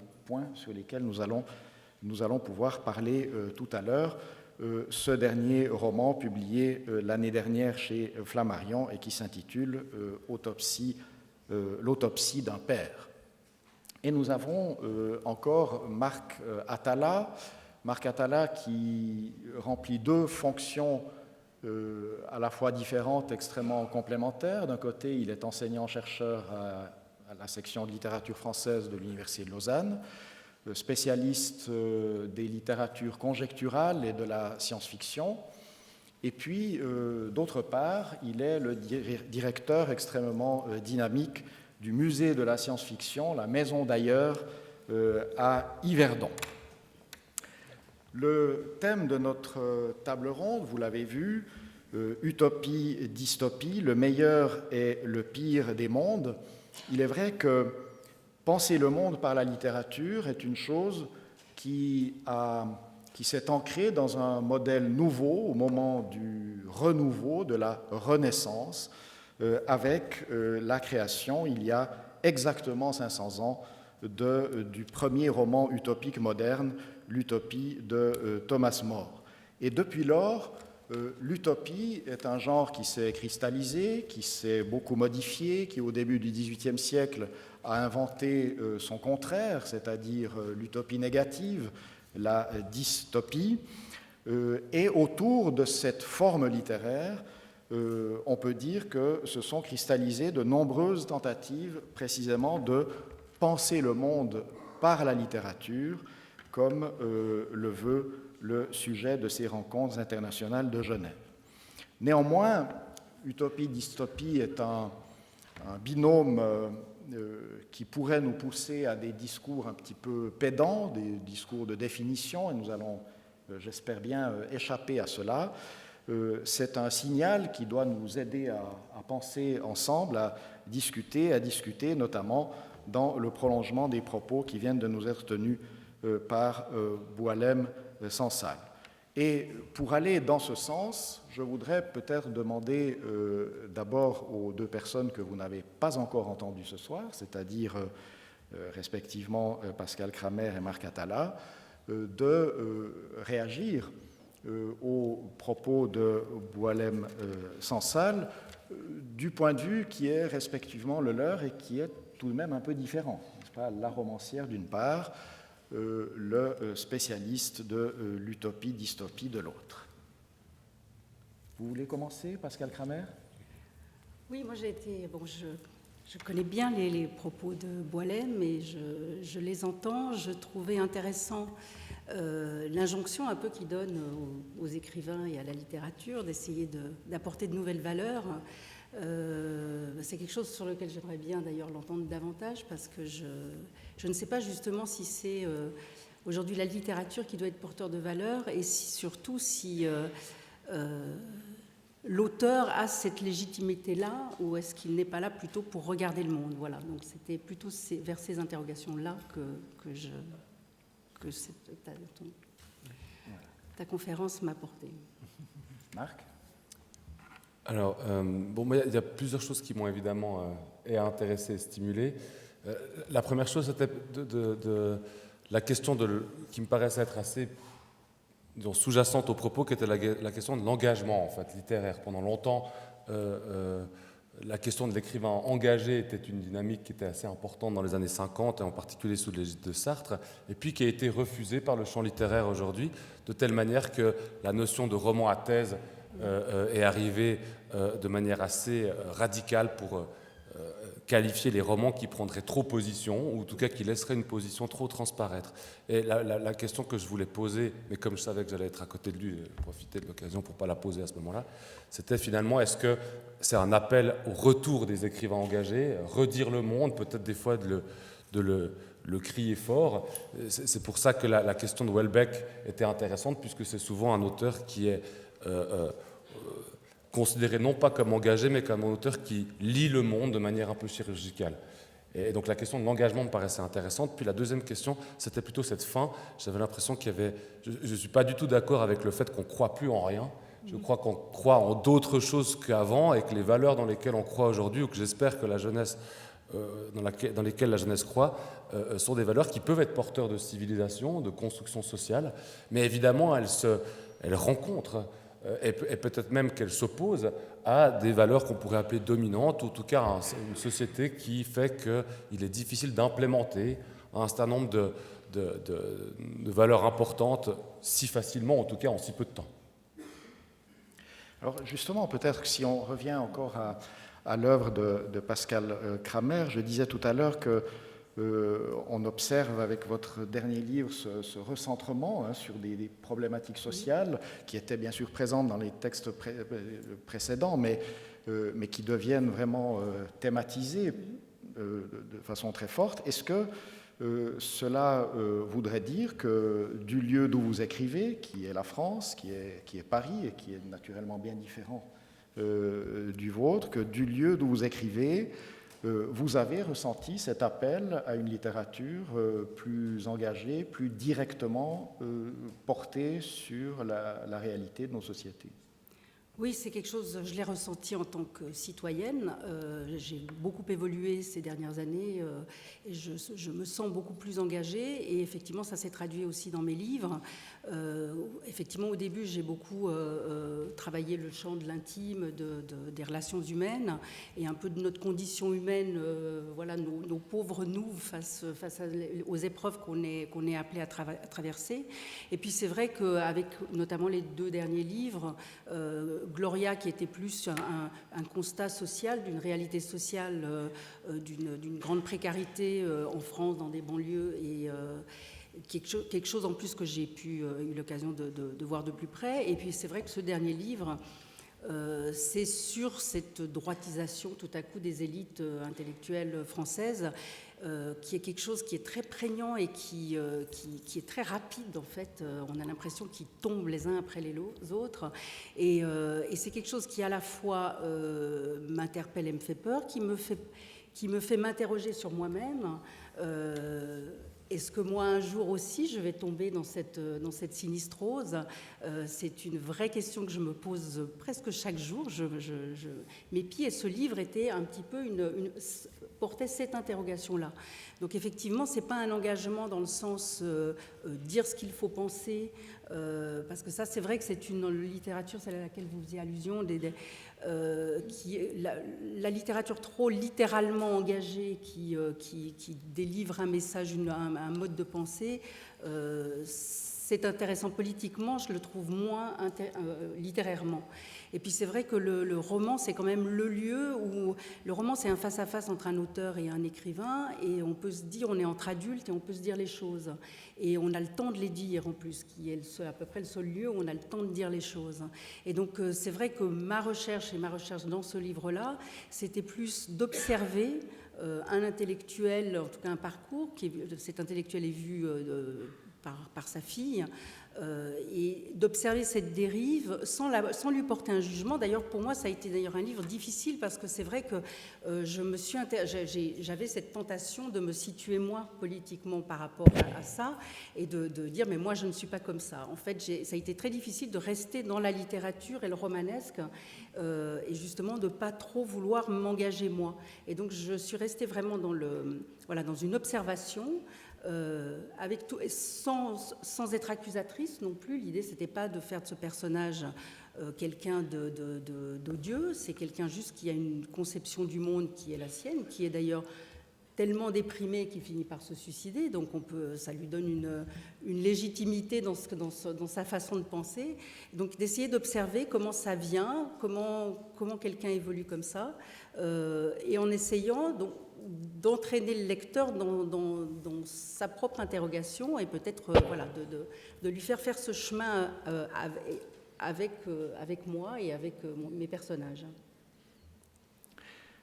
Boualem Sansal, Marc Atala vous a répondu d'une certaine manière tout à l'heure en disant moi je ne suis pas d'accord que l'on puisse affirmer comme ça qu'on ne croit plus en rien, beaucoup de jeunes sont là, c'est peut-être le meilleur du monde justement qui est là, et pourtant vous l'avez affirmé très fort. Oui, je veux dire que c'est pas moi qui le dis. C'est les gens eux-mêmes. On entend ça à longueur de journée. Les gens ne croient plus la mondialisation, la solidarité humaine, les relations entre États, entre communautés, les gens. C'est le mot, je pense, le plus, en termes de récurrence, qu'on entend le plus souvent. Les gens ne croient plus en l'État, les présidents peuvent s'égousiller matin et soir, personne ne croit à ce qu'ils disent. On ne croit pas aux promesses de ceci, on ne croit pas en cela. Donc ça fait beaucoup de « je ne crois pas » pour au bout du compte arriver à la conclusion qu'on y croit.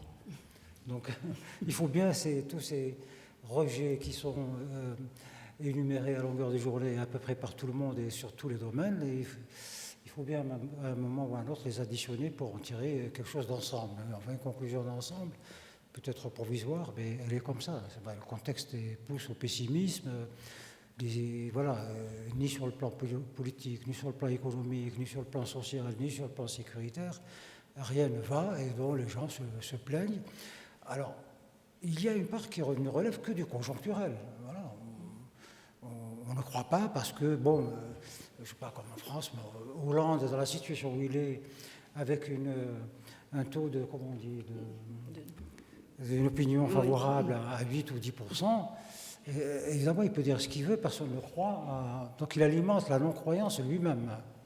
C'est peut-être conjoncturel, peut-être les Français vont se mettre à l'adorer et à croire à tout ce qu'il dit quand il va se remettre en campagne et qu'il va faire des promesses.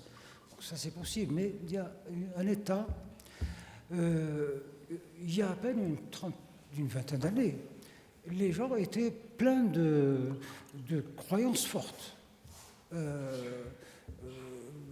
Par exemple, tous les pays de l'Est qui étaient communistes croyaient à ce qu'ils faisaient, et ainsi de suite. Dans nos pays africains aussi, il y avait comme ça des gens qui croyaient à ce qu'ils... Et voilà, aujourd'hui, ce qu'on entend, c'est plutôt très... ça ne corrobore pas le fait qu'il y a encore des choses à croire. Mais ceci dit, je fais une distinction, c'est qu'il est difficile de séparer la littérature des littérateurs. Voilà, donc, ceux qui écrivent les livres sont des individus avec leurs qualités, leurs défauts. Ils peuvent d'ailleurs au demeurant être engagés sur toute autre chose que ce qu'ils écrivent. Donc, c'est pas... la littérature, elle est dans la profondeur et c'est une construction d'idées qui véhiculent des choses que l'écrivain peut ne pas forcément professer.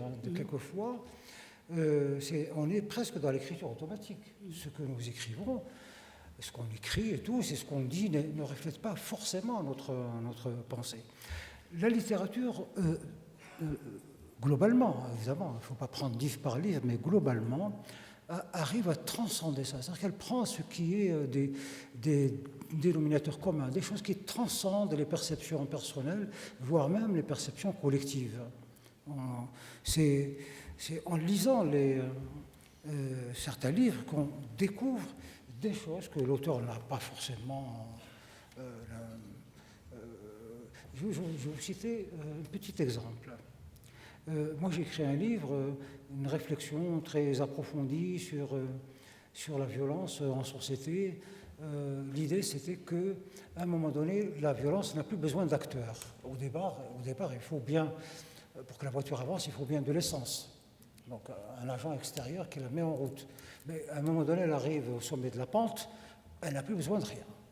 Vous pouvez éteindre le moteur, elle continue d'avancer, et beaucoup plus vite d'ailleurs qu'elle n'avançait sur la... Et donc c'est une réflexion sur ça. La violence, elle peut être initiée par des machins, on la construit, puis comme un enfant, elle nous échappe. À un moment donné, elle vit d'elle-même. Et elle était notre jouet pour nous permettre d'atteindre des objectifs. La situation s'inverse, nous devenons les agents elle nous instrumentalise. Donc vous voyez un peu le sujet du livre. Dans une conférence comme celle-ci, à Bordeaux, chez Mola, c'est la plus grande librairie, je pense, d'Europe, et au même moment, il y a plusieurs conférences, à tous les étages, il y a des conférences sur quelque chose. Et on débat sur la violence, et on termine, et à un moment donné, au fond de la salle, il y a une femme qui dit « je vous pose une question ». Le modérateur, comme vous, lui dit « c'est trop tard, il fallait poser votre question avant. Maintenant, on doit libérer la salle ». Elle dit « oh, laissons-la, elle est tellement mignonne ». Elle se lève, elle n'était pas mignonne du tout, elle est très méchante. Elle me dit « Monsieur Sansal, vous êtes un homme méchant, je ne comprends pas. » Madame, peut-être, oui, je ne sais pas. Elle me dit « Mais qu'est-ce que vous avez contre les chats ?» Je dis « Je crois que madame, il y a quelque chose qui ne va pas. » Je ne parle pas de chats, je parle de violence, de guerre civile. Il va y avoir une conférence quelque part sur les chats. Vous êtes trompé de salle. Elle prend le livre, elle me dit « C'est vous qui avez écrit ce livre, Le serment des barbares. » Et alors, elle sort une feuille de papier, et moi j'utilise beaucoup les adages, les adverbes et tout ça. Et c'était... Elle a trouvé. Alors, monsieur, si vous dites « Ah, bon chat, bon rat, il n'y a pas de quoi fouetter un chat », etc. Il y avait beaucoup d'expressions comme ça et elle n'a vu que ça. Donc, vous voyez que entre le livre et l'auteur, à partir du moment où le livre est écrit, il n'y a plus de relation. Et d'ailleurs, peut-être qu'aujourd'hui, je professe des idées contraires de celles que j'ai écrites dans Le serment des barbares. Il s'est passé 16 ans, j'ai peut-être changé. Mais le livre, lui, ne change pas, il est là. Marc Atala, est-ce qu'un livre comme 2084 s'est imposé immédiatement comme une étape décisive dans l'évolution de ce sous-genre de l'utopie qu'on appelle la dystopie? Voilà. Une étape décisive, je dirais que ce qui est assez étonnant depuis quelques années, c'est de voir exploser ce sous-genre de la dystopie qui paraît être un mot un peu barbare en soi, dans le sens où il y a 2084 qui est sorti, quelques temps avant il y a le 1Q84 de Murakami qui est sorti, qui était aussi un hommage à Orwell, évidemment, en tout cas qui reprenait certaines formes orwelliennes et qui en faisait des clins d'œil. Et puis vous avez aussi dans un autre régime que les régimes littéraires, dans le régime du cinéma, beaucoup de films dystopiques qui sont en général vus par les adolescents, parce qu'on les appelle des films pour young adults, donc ça évite aux adultes réels de voir ces films. Je pense à Divergent ou bien The Giver, pour ceux qui ont vu ces films-là, et qui propagent des formes qui finalement représentent à peu de choses près tout le temps la même chose, mais qu'elles sont évidemment traitées de manière spécifique, c'est-à-dire des sociétés où on sent une forme de totalitarisme et des gens qui essayent plus ou moins facilement, quand c'est un blockbuster américain c'est plus facile, de s'en libérer. Et donc je dirais l'étape décisive, c'est de sentir en termes de phénomène sociologique, disons, un accroissement du nombre de titres appelés dystopie ou qui appartiendraient au régime de la dystopie, alors qu'on a, au cours du XXe siècle, enfin tu parlais depuis le XVIIIe, mais si on prend le XXe siècle, on a quelques titres que tout le monde connaît de nom, Le meilleur des mondes, Fahrenheit 451, peut-être Un bonheur insoutenable, etc., mais pas une production massive, ou alors une production qui était réduite ou disons, résumé au champ de la science-fiction. D'ailleurs, on est toujours un peu embêté. Orwell, il n'écrit pas de la science-fiction, on passe à un auteur noble. Et puis, Ira Levin, qui a écrit Un bonheur insoutenable, qui est une très bonne dystopie sur le fonctionnement automatique et, on va dire, pratiquement de l'ordre de l'ordinateur d'un État politique et pas connu parce qu'il est publié au Fleuve Noir.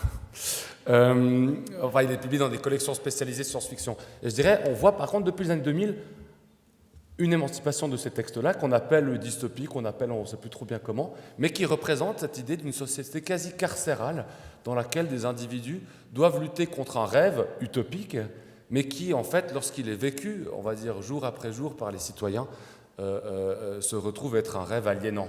Et je pense que c'est peut-être quand on parlait du pouvoir de la littérature, je ne sais pas si parmi vous, vous allez voir ces films de Young Adults. Moi, j'ai l'avantage d'avoir un métier où je vois tout, ce genre de truc, bien ou pas bien.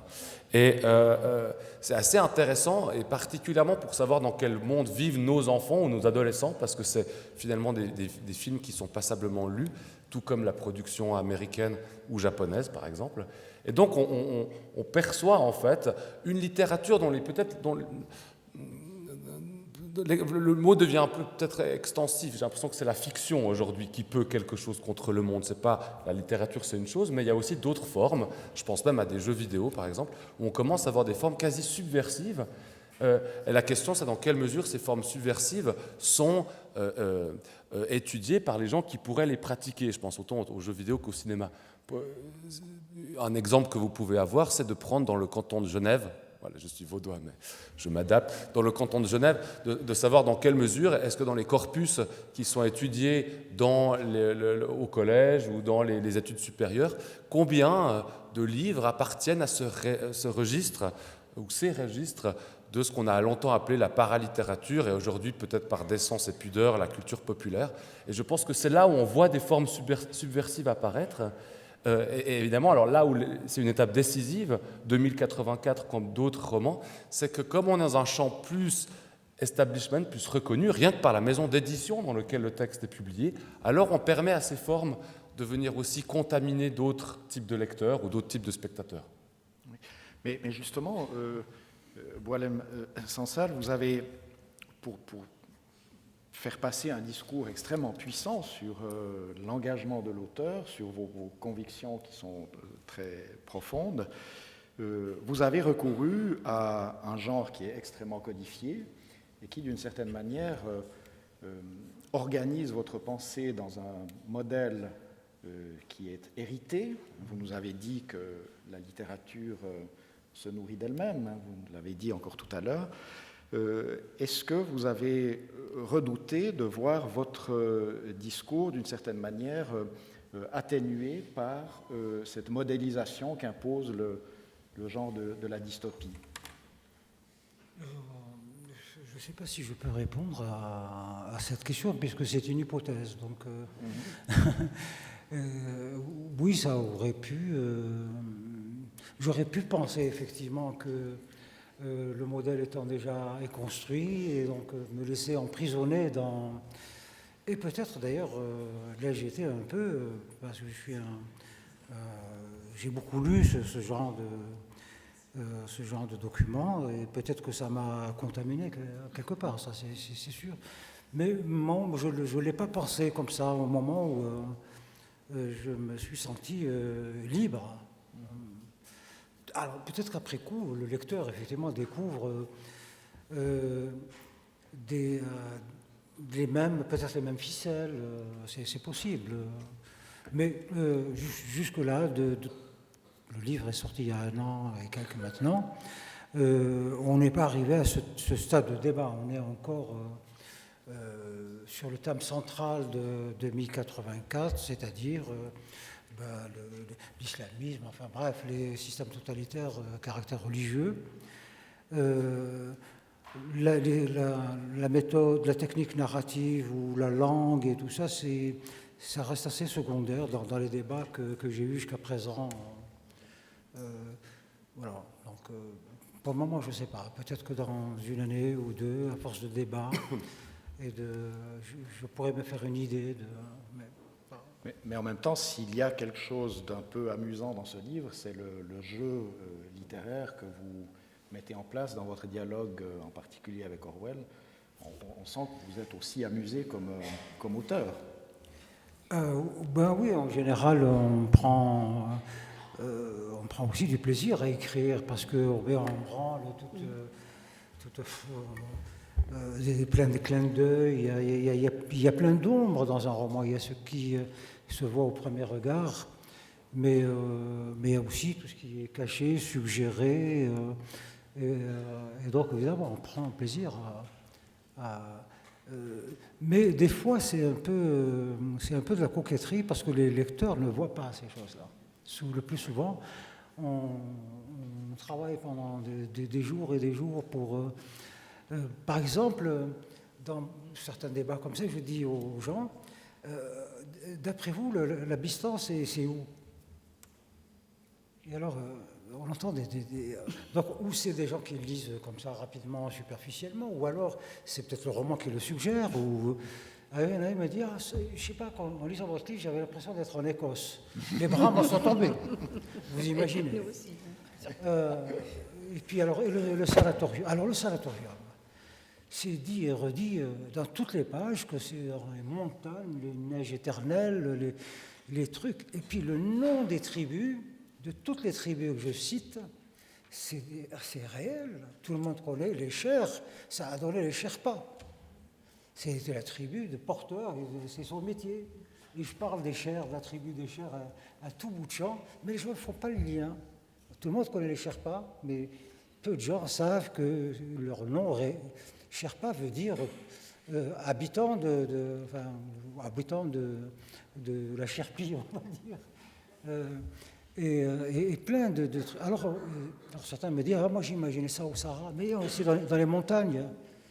Voilà, donc, même en montrant les choses, je vous montre ça, c'est un micro, vous allez me dire que c'est une casserole. Comment, voilà.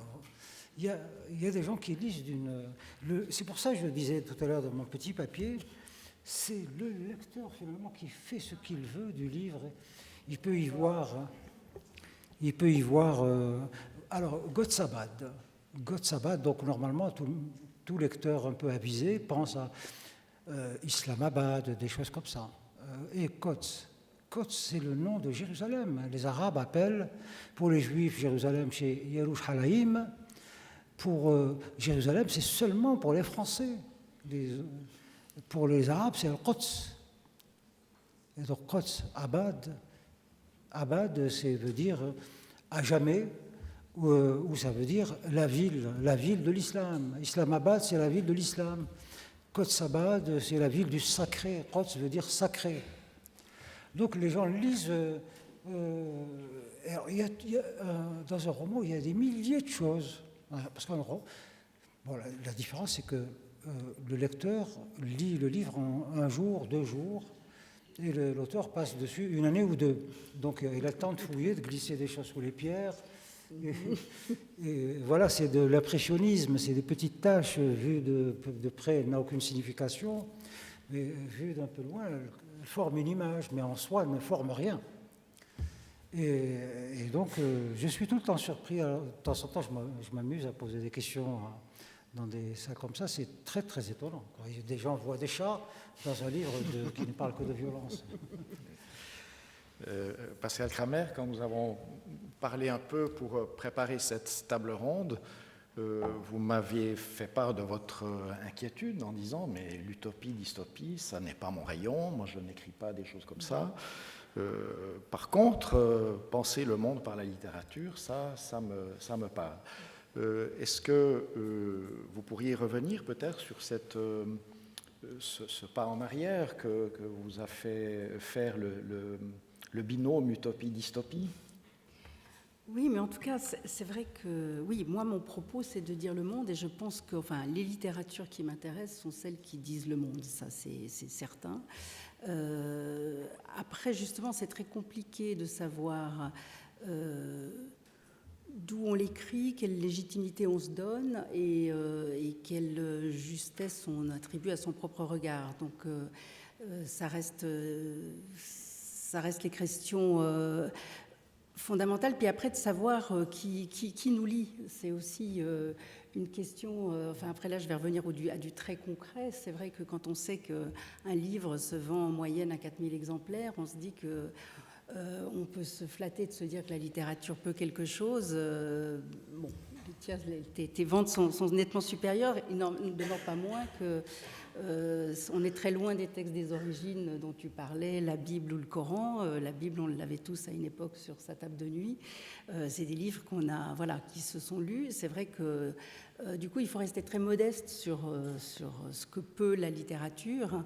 Je crois que c'est dans ton texte d'ailleurs que tu dis que si un livre au moins rencontre une personne qui va trouver du sens à travers ce livre, voilà, c'est là.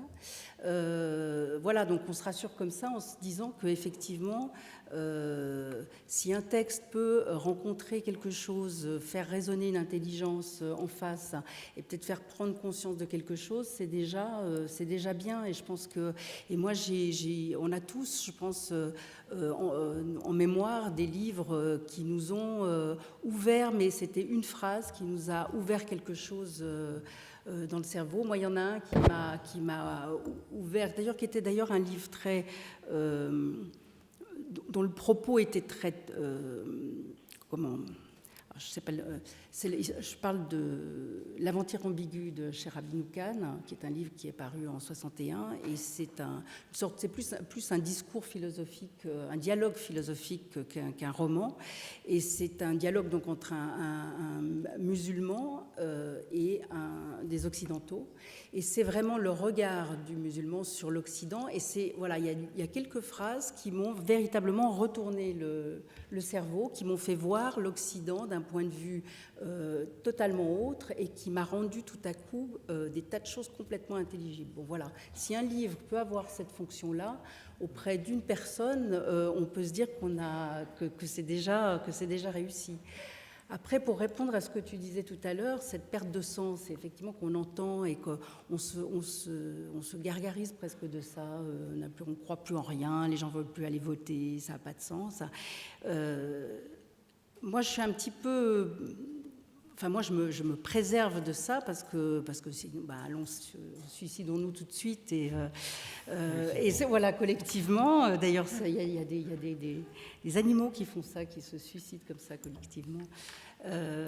Et je pense qu'en fait, moi, j'ai la grande chance professionnellement de travailler beaucoup avec des associations, et je me rends compte qu'en fait, le sens, justement, la production de sens nouveaux, d'idées nouvelles, elle vient plus des intellectuels, plus des milieux littéraires, que je trouve, en tout cas en France, que je trouve vraiment, on est dans une sinistrose, on est dans le regret du passé, on est dans des choses. Et moi, j'ai la chance de travailler, par exemple, beaucoup avec une très grande association qui s'appelle Secours catholique. Je ne suis pas catholique, c'est pas la question. C'est des gens qui, depuis 70 ans, ont des bénévoles partout sur le territoire. Ils ont une connaissance Et c'est des gens-là qui réfléchissent aujourd'hui à des idées qui sont les seules idées un peu neuves que j'ai pu entendre récemment, une idée du droit à migrer, qui est vraiment des idées de se dire tout à coup, repensons le monde autrement, plutôt que chacun se barricade et on essaye de construire des murs pour les Occidentaux se préserver ce qu'ils ont, leurs acquis et leur culture, se barricader, ou alors repensons les choses autrement et laissons le monde circuler. Voilà, moi, c'était des choses, je me dis, tiens, voilà, enfin des idées nouvelles, et ça, semble-t-il, je discutais avec la fille qui s'occupe du plaidoyer international au Secours catholique, c'est une jeune femme qui pense en anglais, qui connaît des gens du monde entier, et qui me dit, dans les couloirs de l'ONU, cette idée de droit à migrer, ça n'est même plus un débat, c'est même plus en débat, c'est perçu comme la solution. Il y a des projections qui sont faites, et ces projections sont faites par des économistes. Et donc je me dis, moi je vais plus, enfin si je cherche du sens ou du sens nouveau ou des valeurs nouvelles, c'est sûr que je les trouve plus auprès des intellectuels qui avaient traditionnellement cette fonction-là. Voilà, donc moi je trouve qu'il y a encore des gens, il y a des gens qui font. Et en début d'année, je suis allée voir intentionnellement le 1er janvier ce film Demain, dont tout le monde aura entendu parler, mais qui montre des gens, des solutions, des choses, des gens. Il y a des gens qui se mettent à l'œuvre. Et ça, je trouve que c'est très réjouissant, et c'est quelque chose qui émerge.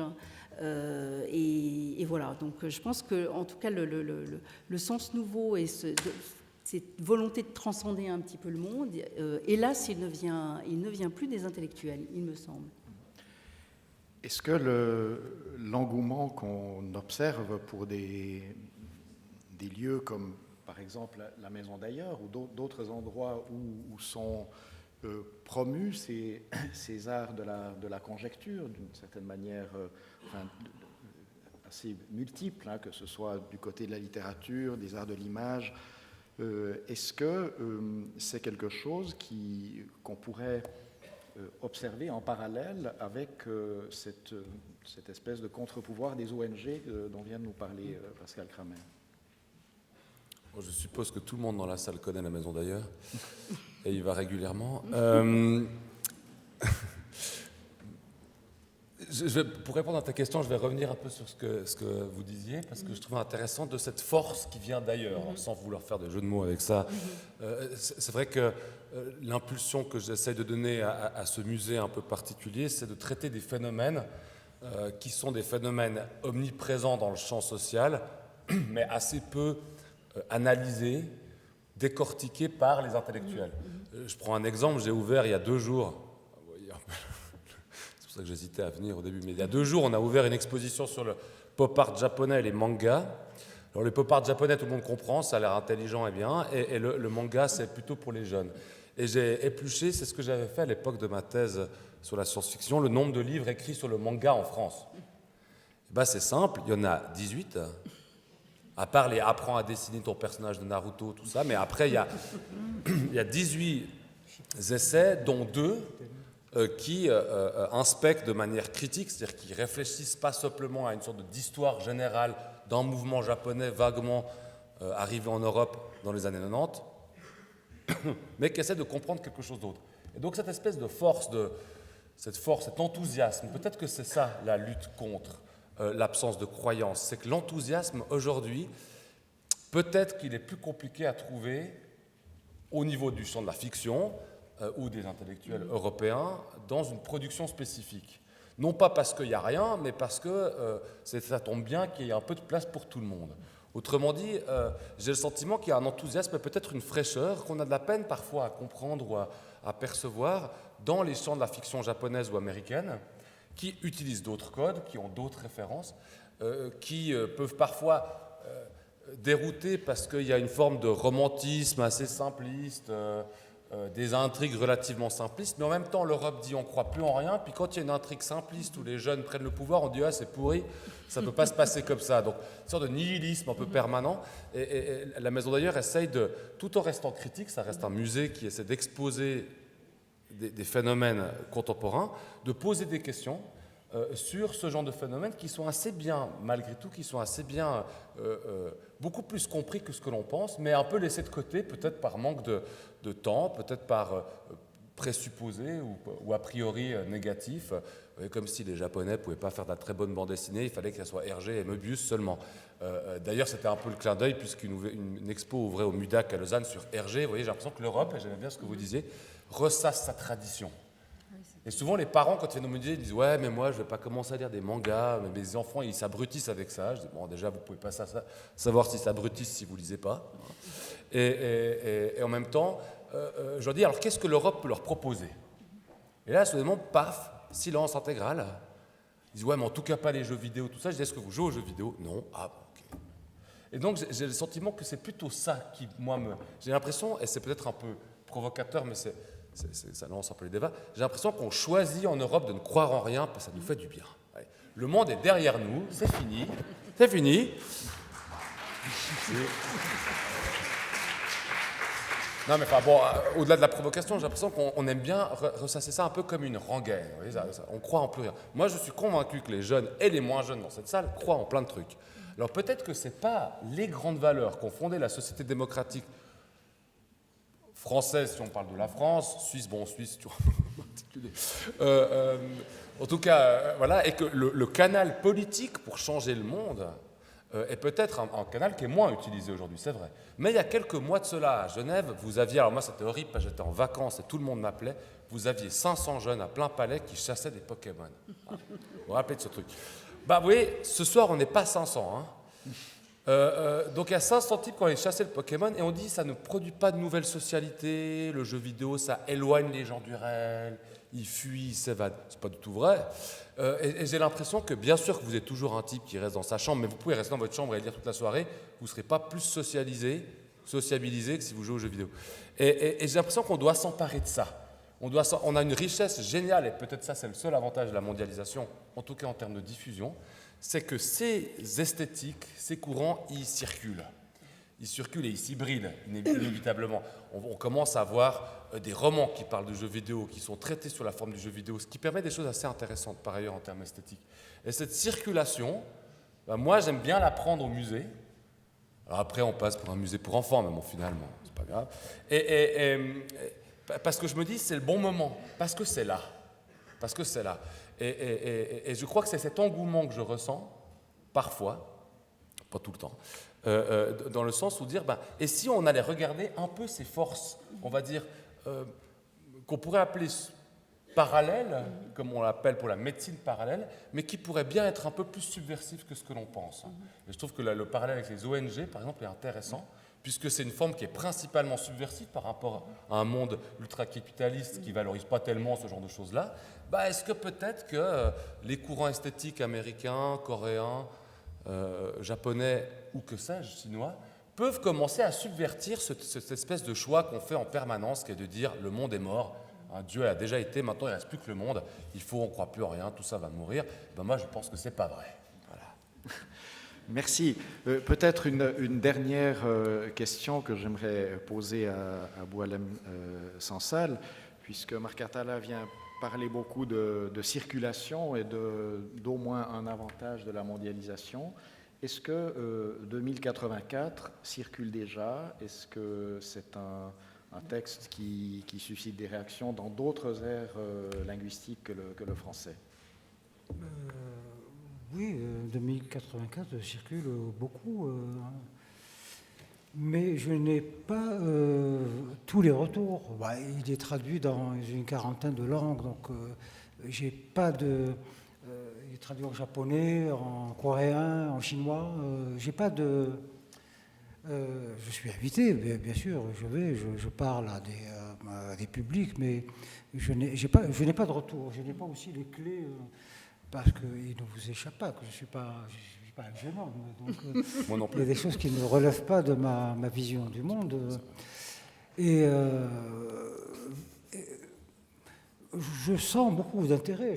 Tout à l'heure, j'ai fait une rencontre avec des étudiants, des lycéens. Je sentais beaucoup d'intérêt dans ce débat qu'on a eu. Mais c'est très difficile à analyser comme ça, à chaud. C'est très difficile. Il y a des mots, des significations qui sont pour nous sont fortes. Ailleurs, elles peuvent être tout à fait anecdotiques. Et donc, on ne sait pas trop... J'étais, par exemple... je suis souvent invité, dès qu'il s'agit de Camus quelque part, je suis invité.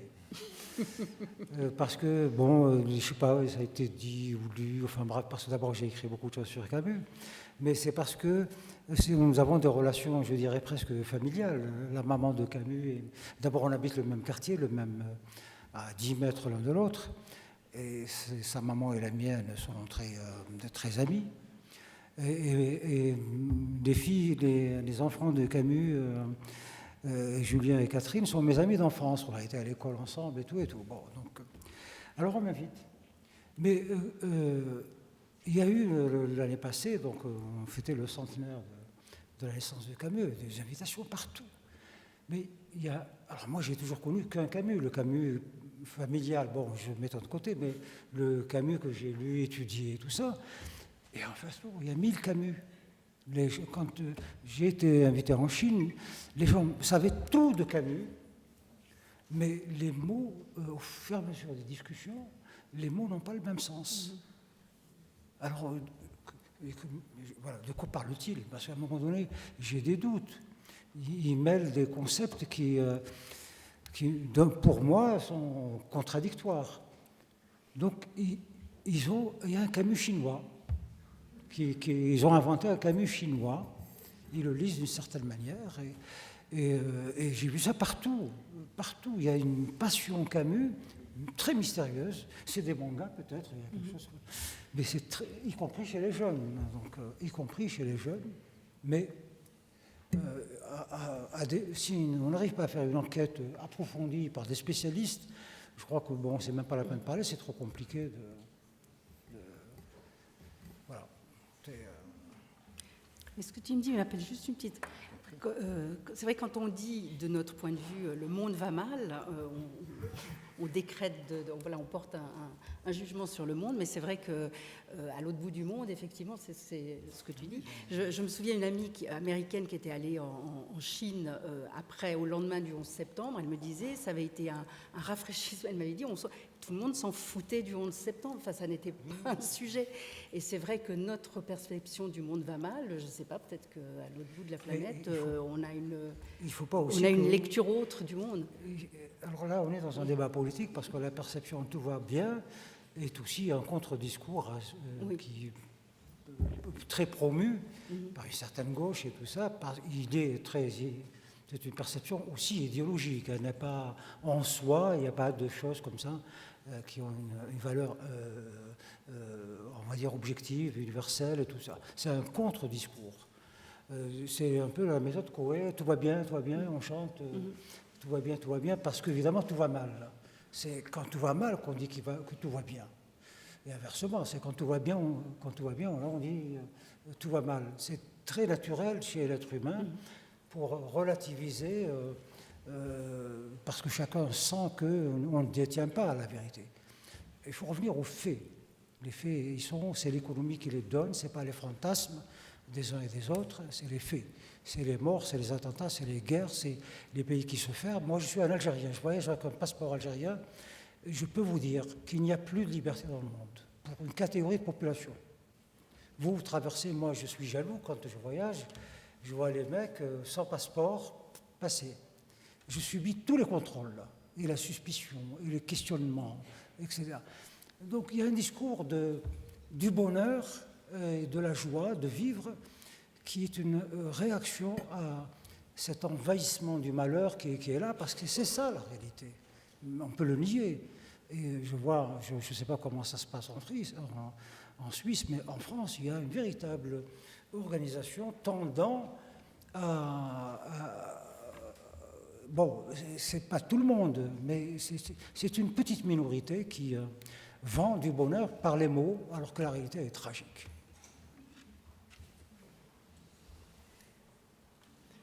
Voilà, mais je pense que je vais donner la parole à notre président. Donc, merci beaucoup aux 4 participants à la table ronde. Merci à François Rossel d'avoir bien dirigé. Merci à l'auditoire. Et je vous donne rendez-vous demain soir pour la 2e conférence et table ronde de ces rencontres internationales Penser le monde par la littérature. Et demain soir, on aura le plaisir d'entendre Petro Markaris, qui est un scénariste et un romancier grec, qui a une grosse œuvre, notamment de littérature policière, avec une table ronde sur, c'est aussi une façon de penser le monde, le roman policier comme roman social. Merci beaucoup, à demain et bonne soirée.